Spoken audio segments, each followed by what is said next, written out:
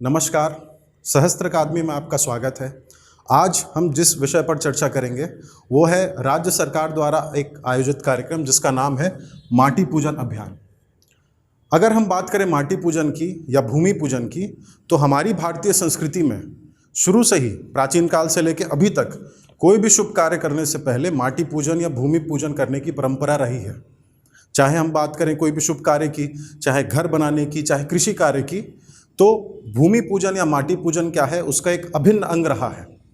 अगर हम बात करें कृषि कार्य की, तो प्राचीन काल में जो कृषि होती थी वो प्रकृति पर ही निर्भर होती थी। प्राकृतिक चीज़ों से ही क्या की जाती थी, कृषि की जाती थी, जिसका हमारे स्वास्थ्य पर कोई दुष्प्रभाव नहीं पड़ता था। लेकिन धीरे धीरे क्या हुआ, कृषि में क्रांति आई। कृषि में क्रांति के चलते जो मुख्य उद्देश्य हो गया उसका क्या हो गया कि उत्पादकता को बढ़ाना है, प्रोडक्शन को क्या करना है, इंक्रीज करना है। तो उसके चलते रासायनिक खादों का प्रयोग चालू हुआ।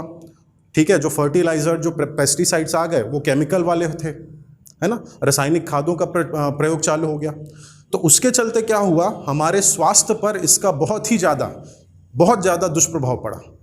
और उसी को मद्देनज़र रखते हुए, इसी मुद्दे को लेते हुए राज्य सरकार ने एक अभियान चलाया है जिसका नाम है माटी पूजन अभियान।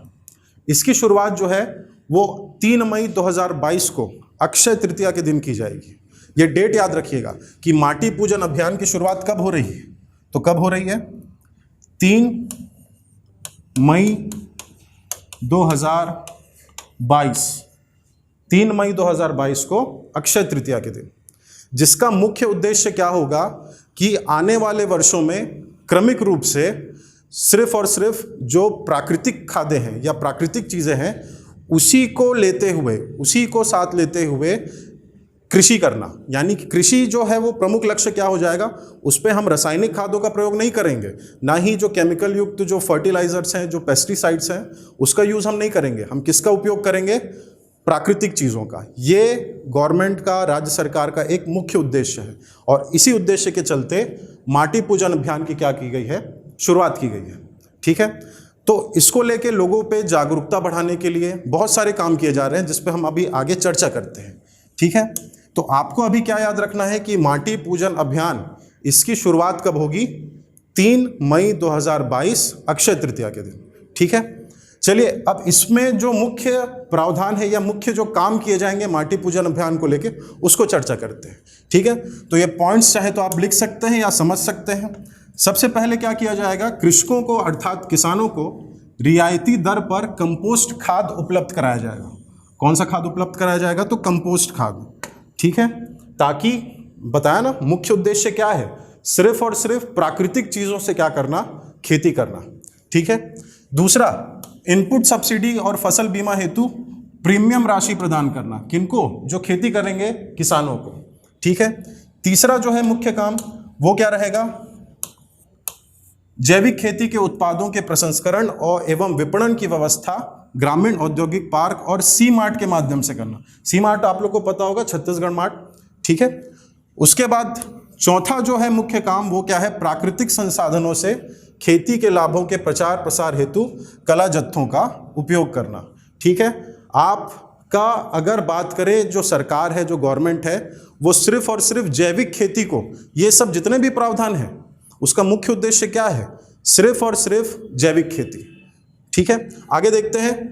किसानों को तो साथ ही क्या कर रही है, जागरूक करने का तो काम कर रही है, लेकिन जो बच्चे हैं, है ना, जो स्कूली स्तर पे जो बच्चे हैं, शाला जो छात्र हैं, मतलब जो बच्चे पढ़ने जाते हैं स्कूलों में, उनको भी क्या किया जाएगा, जागरूक करने का काम किया जाएगा। ठीक है, उनके भी सिलेबस में, उनके भी पाठ्यक्रम में क्या होगा, रासायनिक पदार्थों के उपयोग से होने वाली क्षति को, क्या क्या उसके नुकसान हैं, क्या क्या उसके डीमेरिट्स हैं, उसको इसमें बताया जाएगा। किसमें, स्कूल के सिलेबस में। किनको बताया जाएगा, तो बच्चों को बताया जाएगा। ठीक है, तो शालाओं की रिक्त भूमि में जैविक खेती के माध्यम से सब्जी उत्पादन हेतु प्रोत्साहन। अर्थात जो स्कूल हैं, तो स्कूल में प्लेग्राउंड के अलावा और भी बहुत सारी अगर खाली जगह है जिसका कोई यूज़ नहीं हो रहा है, तो वहाँ पे बच्चों को सिखाने के लिए, ठीक है, कि खेती कैसे की जाती है, थोड़ा उन्हें जागरूक करने के लिए, उन्हें नॉलेज प्रदान करने के लिए क्या किया जाएगा, सब्जी उत्पादन हेतु प्रोत्साहित किया जाएगा, मतलब उन्हें सीख दी जाएगी कि खेती कैसे की जाती है, ये भी प्रैक्टिकली उन्हें बताया जाएगा। किन्हें? बच्चों को। क्या किया जाएगा? एक तो पाठ्यक्रम में जोड़ेंगे, है ना, सब्जेक्ट के तौर पे वो पढ़ेंगे, दूसरा वो प्रैक्टिकल भी करेंगे। ठीक है।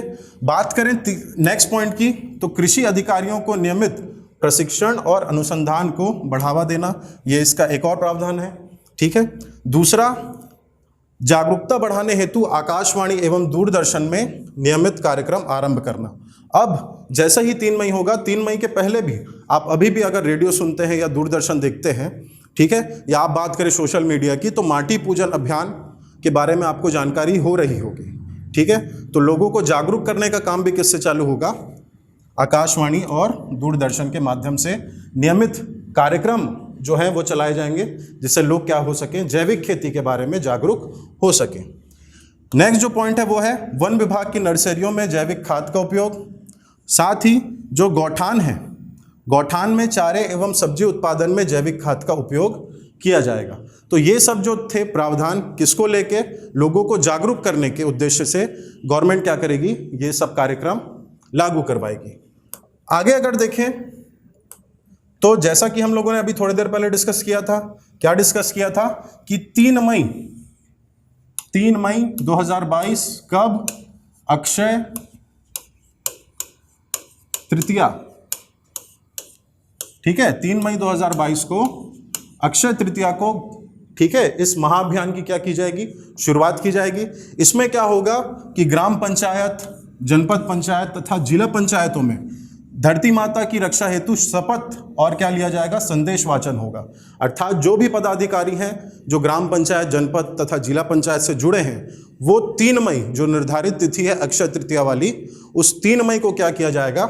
शपथ ग्रहण किया जाएगा, ताकि वो आने वाले समय में जो क्रमिक हम लोगों ने देखा ना कि क्या होगा, प्राकृतिक तरीकों से जो खेती की जाएगी और रासायनिक खादों का उपयोग नहीं होगा, उसकी क्या लेंगे? धरती माता को बचाने के लिए वो क्या लेंगे? शपथ लेंगे। तो दिनांक आपको याद रखना है, डेट याद रखना है, 3 मई 2022। सभी जनप्रतिनिधियों का मतलब क्या करेंगे? वो माटी पूजन वंदन करेंगे। विकास खंड एवं राज्य स्तर पर कृषकों एवं अधिकारियों को क्या दिया जाएगा? पुरस्कार भी प्रदान किया जाएगा, जिन्होंने इस क्षेत्र पे लेके, मतलब इस कॉन्सेप्ट को लेके पहले ही क्या कर रहे हैं? कार्य चालू कर चुके हैं, जो जागरूक हैं और लोगों को जागरूक करने का काम कर रहे हैं, उन्हें क्या किया जाएगा? पुरस्कृत भी किया जाएगा। साथ ही राष्ट्र स्तर के विशेषज्ञों को समय समय पर आमंत्रित करके कार्यशाला तथा सेमिनार का आयोजन करना। तो देखिए भाई, ये सब जो कार्यक्रम है वो सिर्फ और सिर्फ किसानों के लिए नहीं है, ये हमारे लिए भी है। ठीक है। अगर आप खेती नहीं कर रहे हैं या हम खेती नहीं कर रहे हैं, तो इसका मतलब ये नहीं कि ये जो चीज़ें हैं वो हमारे लिए लागू नहीं होंगी। हमें भी अपने तरीके से क्या करना पड़ेगा? कंट्रीब्यूशन करना पड़ेगा। अगर आप घर में क्या लगा रहे हैं? गमला लगा रहे हैं, या अगर आप घर में क्या कर रहे हैं, अपना छोटा सा आपका गार्डन है, तो उसमें भी आप क्या करें? रासायनिक खादों का प्रयोग ना करें, वर्मी कंपोस्ट खाद या जैविक खादों का क्या करेंगे?